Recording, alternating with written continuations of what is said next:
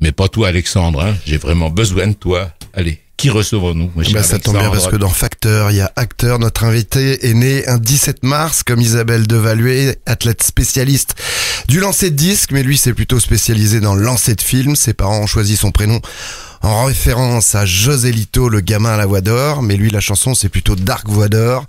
Fils d'une cuisinière et d'un micro-ondes, ah non pardon, ça c'est pour les soldes chez Darty, je reprends. Fils d'une cuisinière et d'un maître d'hôtel, employé par des familles du 16e, ils vivent dans ce quartier, mais plutôt au niveau des femmes du 6e étage, plutôt que celui des grandes familles, n'en déplaise à ce lauréat du prix Jean Gabin. À l'école, ce cancre-là a le cafard et préfère déconner plutôt que décoller, mais bon, ça lui viendra plus tard, dans les airs.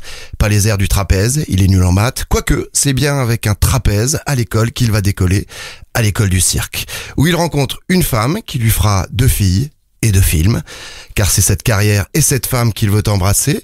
Le chemin est long et tortueux pour sa carrière, pas pour pécho sa femme, quoique j'en sais rien, si ça se trouve, elle l'a fait marronner pendant des mois et elle a eu bien raison, car c'est pas une fille facile. Mais bon, là je m'emballe un peu, normal, c'est cadeau, et puis vaut mieux s'emballer qu'être mal accompagné. Donc il galère, esclave de sa passion, c'est un peu bateau ce que je viens de dire, mais c'est vrai, il lâche rien.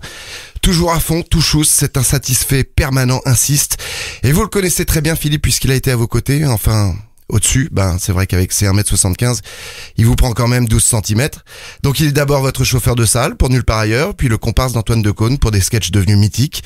On a eu José Arthur, voilà maintenant José Antoine, on passe du pop club au rock club avec ces 2 insaisissables. Avec ses sketchs, c'est le succès télé, puis les propositions ciné. En quelques années, il devient le Mac sur qui les producteurs peuvent compter leurs sous, car c'est plus avec son talent béton qu'avec sa plastique qu'il fait les cartons. Ancien gros fêtard, il a connu les morsures de l'aube avant d'abandonner les excès, sauf ceux de vitesse. Il est en effet le parrain du Fizz, pas fucking, mais festival, le festival international des sports extrêmes. Et c'est bien dommage que le Fizz fucking n'y soit pas, car c'est aussi un sport extrême, et pour un ancien du régiment du train comme lui, ça aurait été logique de le parrainer. C'était juste une mise au point. À l'écran, comme chez lui, eh bien ce maniaque de la perfection vise à tout contrôler pour avoir plus de confort, mais il semble que sa domotique est aussi du jeu, puisque rien ne marche chez lui, d'après ce qu'on m'a dit. Donc il y a une justice quand même, c'est pas permis un mec à qui tout réussit, parce qu'en plus c'est quelqu'un de bien et de généreux, comme dans ses films, comme dans son jeu. Alors cher Philippe, j'osais à peine le dire, mais il est sans doute l'un des plus talentueux de sa génération. À vous l'honneur de le présenter. Alexandre, je crois que tu as vraiment tout dit. Alors, mais tout est vrai, tout est juste. Et comment ne pas le reconnaître, puisque la seule chose que tu me laisses, c'est de trouver son nom. Vraiment, je le connais bien, et pour cause, et je suis heureux de le connaître bien.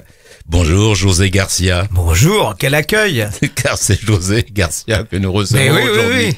Et tout ce qu'il a dit est vrai.